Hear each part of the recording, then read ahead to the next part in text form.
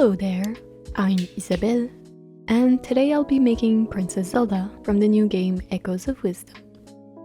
As a longtime fan of the Legend of Zelda series, I'm thrilled Princess Zelda is finally getting a game of her own. This game holds a very special place in my heart. In fact, the very first video I shared on this channel was a beetle sculpture. That was almost 3 years ago now. I certainly learned a lot since then, and I even started to 3D model and 3D print, which is what I'll be doing today. With that being said, it's time for a little crafting magic.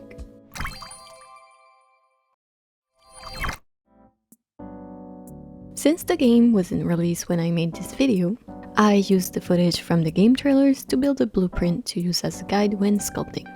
I'm going with this outfit because I think it's really cute, it's giving princessy but will kick your butt vibes, and I love it. So let's launch Nomad Sculpt on the iPad and start sculpting.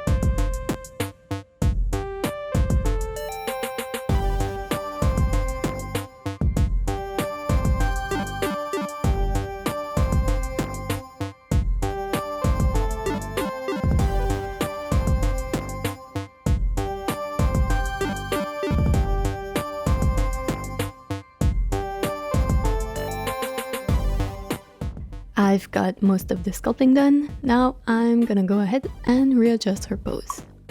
Unfortunately, my iPad failed to record the process, so here's what I changed.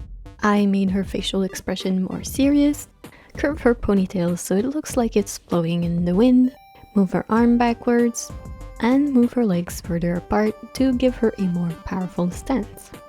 Of course, this design wouldn't be complete without her tri-rod, which I got from Prof. Victor on Thingiverse. I will add the link in the description below, so a huge thank you to them because I really didn't feel like sculpting it. And with that, our Princess Zelda sculpt is complete. I'll split the sculpture in multiple pieces to make it easier to paint, and then get the pieces print ready. I'll be printing on my Elegoo Saturn 3 with Elegoo waterwash resin. Not sponsored, by the way, everything I use in this video I got with my own money. I'm gonna fill up the resin tank, then close the lid to contain the fumes, and start the print.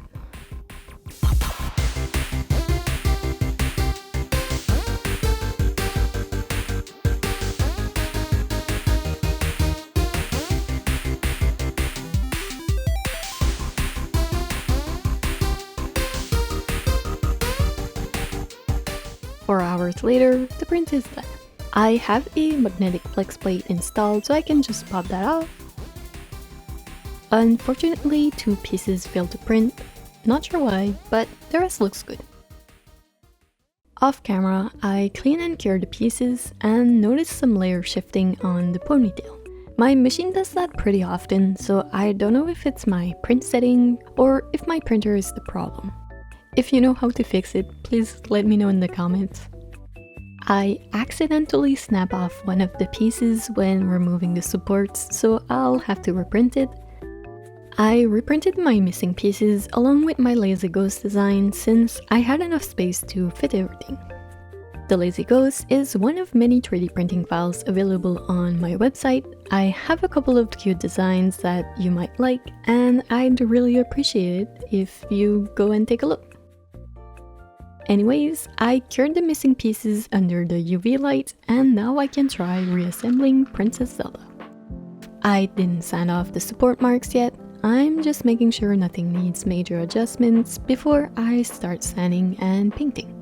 I know I said this before, but it just blows my mind that I'm able to make a 3D model on my iPad and then print it into a physical object on a machine that I ordered on the internet. Like, I don't know, that's just crazy to me. Anyways, everything fits and looks good, so I won't have to do any modifications. Alright, now everything goes into the sanding basket, and I'll take it outside to sand. 2 hours later, all the pieces are nice and smooth. I'll give Princess Zelda a good scrub in warm soapy water to remove all the dust.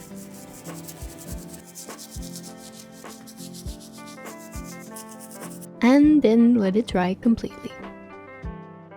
To make painting easier, I hot glue chopsticks on each piece to hold them up. Then off camera, I airbrush a couple of coats of primer on all the pieces. This will help the paint stick better to the resin. I recently got an airbrush and it's useful to prime or to make a simple base coat, but I think I still prefer painting with the paintbrush. I will admit that the airbrush does a beautiful paint job, but I'm the kind of person who forgets to clean my paintbrush and leaves them soaking in water for weeks. So I'm not exactly a fan of the airbrush cleaning part. Anyways, I painted the torso pink. It took a couple of layers to build up the opacity. Then I did a first layer of yellow on the hair. I tried to be super careful with my paintbrush strokes, but because yellow is a very transparent color, it still got patchy, so I'll have to take out the airbrush again to get a nice even color. But before I do that, I'll paint the face beige, then mask the face so I can airbrush the hair. For some reason, I thought that masking the face would be really hard and time consuming, which is why I didn't want to use the airbrush in the first place. But it only took like 15 minutes, so it really wasn't that bad. I should have just done that from the start. I'll also paint the tri-rod in a lighter shade of yellow and add a bit of green on the bottom to make a gradient. That yellow looks so much better now.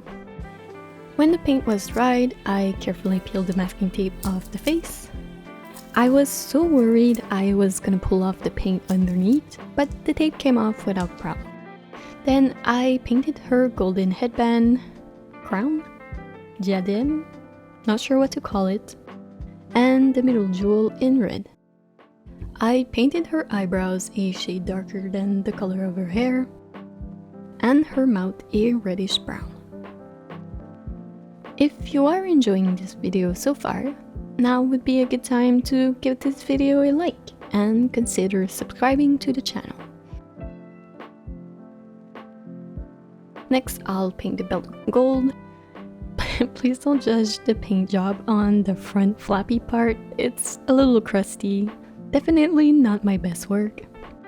Then I'll add a coat of gloss varnish on all the golden trims and the eyes as well. I should have done this before adding the gloss, but I shaded her hair with pastels. Then I shaded her ears and under her chin, and added a bit of blush on her cheeks and nose. I'll also shade her ponytail to add a bit more dimension, then set everything aside to let it dry completely. Since the weight of her ponytail is pulling her backwards, I need to make a base so Princess Zelda can stand. I'll use some old leftover air dry clay that is pretty much already dry. I cut it into a square and carve some lines to mimic tiles. Added little dents and texture with a ball tool. When the base was dry, I painted it dark gray. Then dry brush a lighter shade of gray to bring out the texture. While the paint is drying, let's assemble Princess Zelda.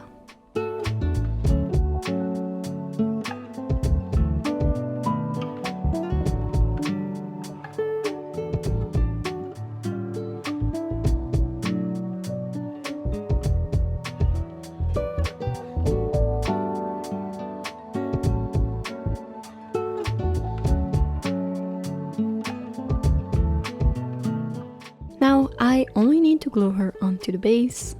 I drilled some hole in her boots and added small wires to help her stand up better. And voila!